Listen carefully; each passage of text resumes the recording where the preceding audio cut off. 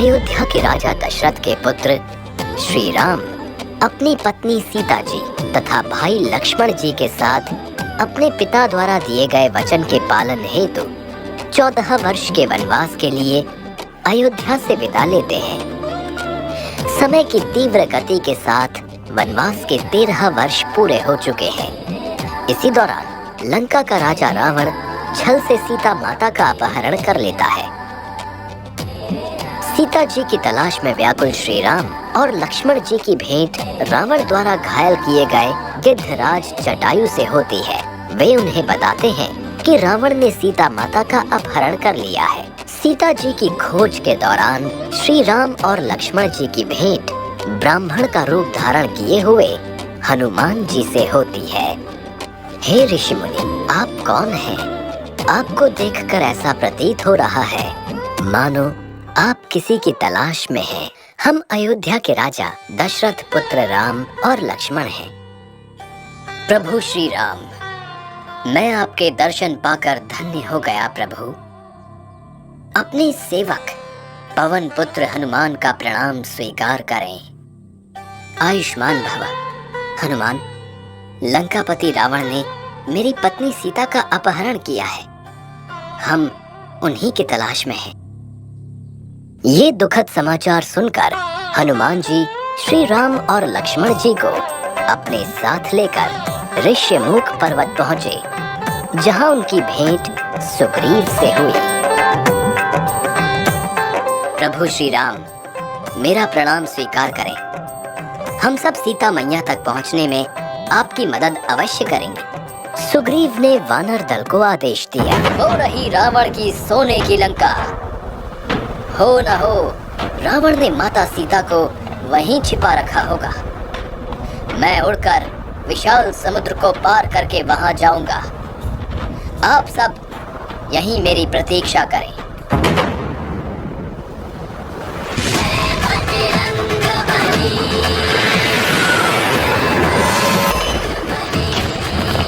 हनुमान जी ने लंका पहुंचकर अत्यंत छोटा रूप धारण किया और माता सीता को ढूंढते ढूंढते अशोक वाटिका जा पहुंचे, जहां सीता माता दुखी बैठी थी। उन्हें देखकर हनुमान जी ने उनके सामने श्री राम द्वारा दी गई अंगूठी गिरा दी।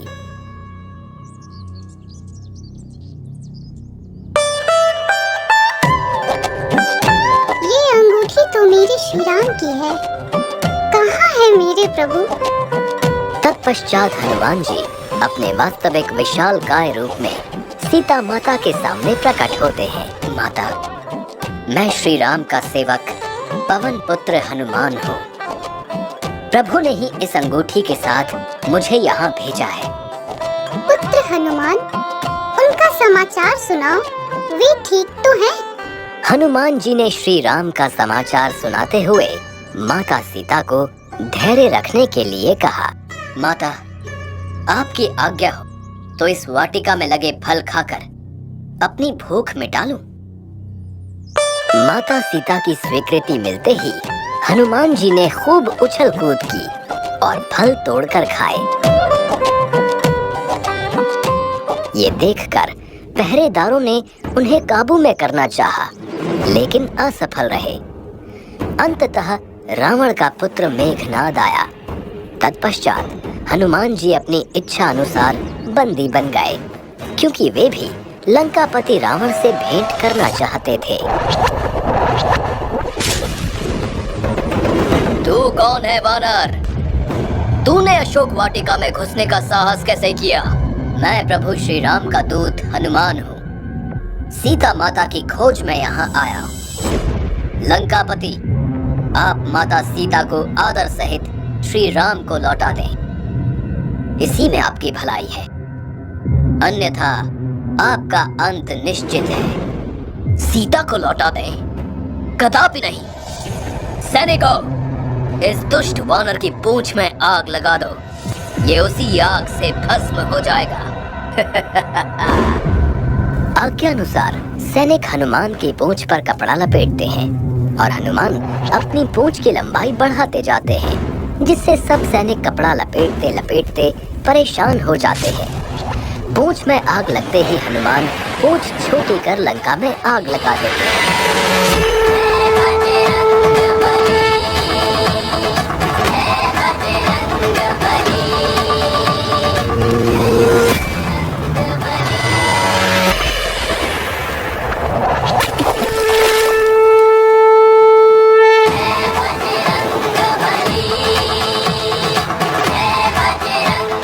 प्रभु, शुभ समाचार है।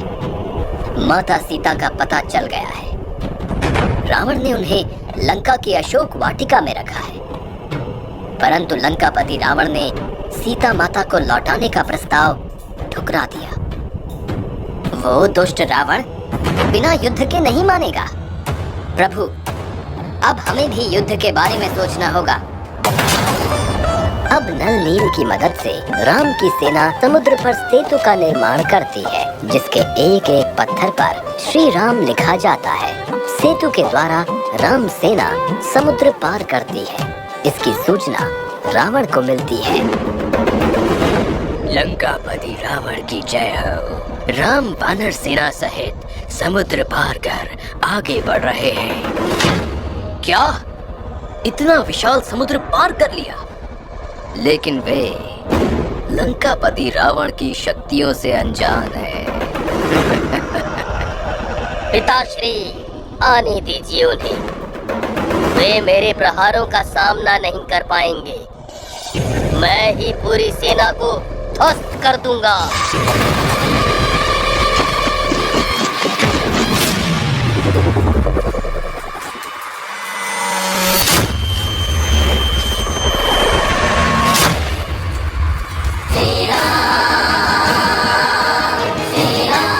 सावधान मेघनाद, मेरे प्रहार से तुम बच नहीं सकते।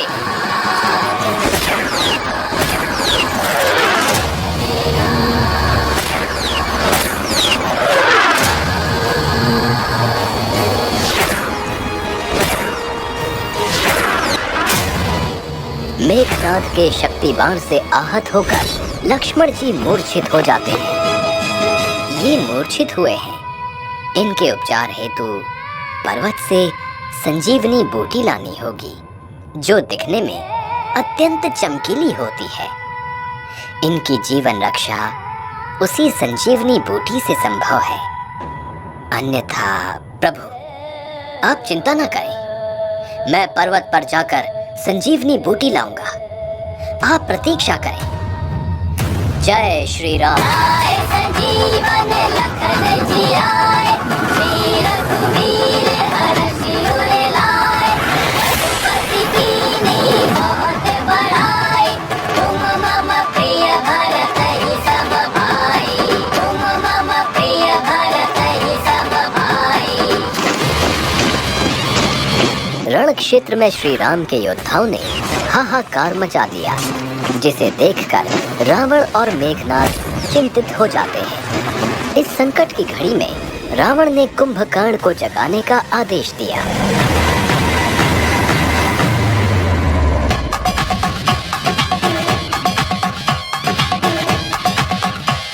आज्ञानुसार सैनिक कुंभकर्ण को जगाने के लिए ढोल नगाड़े बजाते हैं, शरीर के अंगों को खींचते हैं, कानों में हाथी से चिंघड़वाते हैं, लेकिन कुंभकर्ण पर इन सब का कोई असर नहीं होता। अंत में तरह तरह के स्वादिष्ट व्यंजनों की महक से कुंभकर्ण जाग जाता है।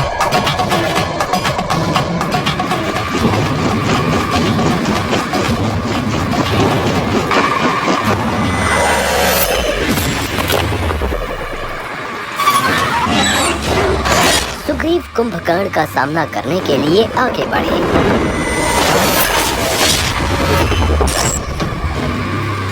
भ्राताश्री, यदि कुंभकर्ण को नहीं रोका गया तो अनर्थ हो जाएगा। अब स्वयं श्री राम कुंभकर्ण का सामना करने के लिए आगे आते हैं। सेना की रक्षा करते हुए कुंभकर्ण का वध करते हैं।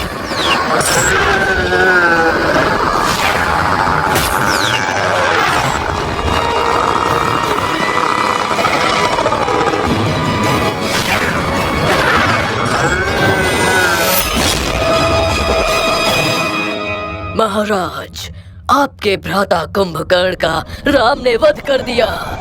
नहीं, ऐसा नहीं हो सकता। मेरा भ्राता नहीं मर सकता। रावण शोक और चिंता में डूबा है। तभी मेघनाद का आगमन होता है। पिताश्री, आप मुझे युद्ध क्षेत्र में जाने की आज्ञा दीजिए। मैं राम की सेना को समाप्त कर दूंगा। विजयी भव पुत्र, विजयी भव। कहाँ है दोनों भाई राम लक्ष्मण? सामने आए और युद्ध करें। आज मैं प्रण करके आया हूँ कि उनका वध करके ही जाऊंगा, अन्यथा मृत्यु को प्राप्त हो जाऊंगा। मेघनाद, श्री राम तक पहुंचने से पहले तुम्हें मुझसे युद्ध करना होगा। क्या तू मेरे शक्तिवान की शक्ति को भूल गया? उस दिन तो तू बच गया, लेकिन आज नहीं बचेगा। मेघनाद, आज मैं तेरे अहंकार को चूर चूर कर दूंगा। जय श्री राम।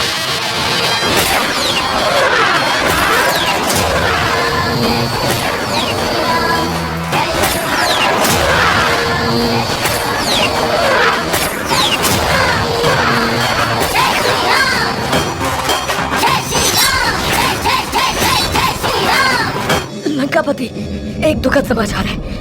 राजकुमार मेघनाद का लक्ष्मण ने वध कर दिया। असंभव! मेरे शक्तिशाली पुत्र मेघनाद का वध कोई नहीं कर सकता। मेघनाद की मृत्यु के बाद रावण को ऐसा लगा जैसे उसका दायां हाथ कट गया हो, किंतु उसका शोक शीघ्र ही आक्रोश में बदल गया। वो तमतमाता हुआ रण क्षेत्र में प्रवेश करता है।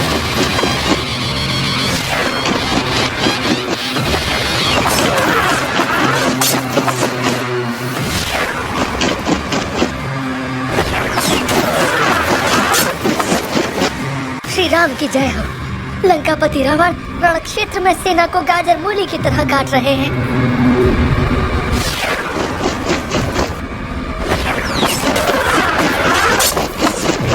सावधान लंकापति रावण।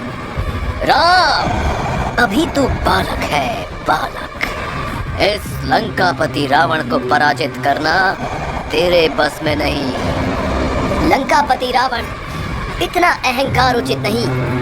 तुम इतने बड़े विद्वान हो, अतः यह तो क्या ही होगा कि विनाश काले विपरीत बुद्धि।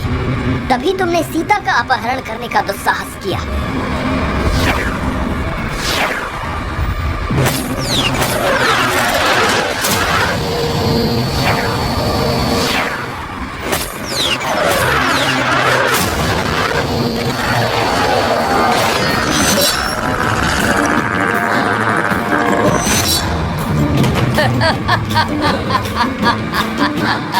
घमासान युद्ध के दौरान श्री राम शक्ति बाण से रावण का सिर काट देते हैं, लेकिन दोबारा रावण का सिर जुड़ जाता है। ऐसा बार बार होने से श्री राम अचंभित हो जाते हैं। राम, तू चाहे जितना प्रयत्न कर ले, मेरा वध नहीं कर सकता।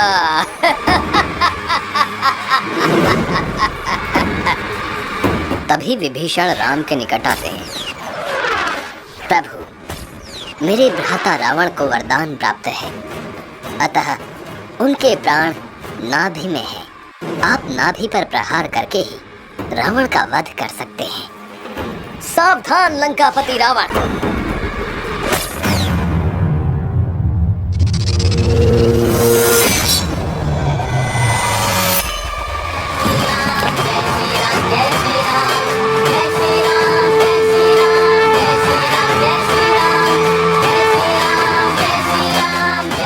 युद्ध समाप्ति के उपरांत विभीषण का विधि पूर्वक राज्याभिषेक किया जाता है। हनुमान जी लंका में प्रवेश कर सीता माता को सम्मान पूर्वक लाते हैं और श्री राम तथा माता सीता का मिलाप होता है। 14 वर्ष की अवधि समाप्त होने के उपरांत श्री राम, सीता माँ, लक्ष्मण जी तथा हनुमान जी के साथ अयोध्या पहुँचे। अयोध्या वासियों ने उनका स्वागत किया। इसके बाद श्री राम का राज्याभिषेक किया गया और वो अयोध्या के राजा बने।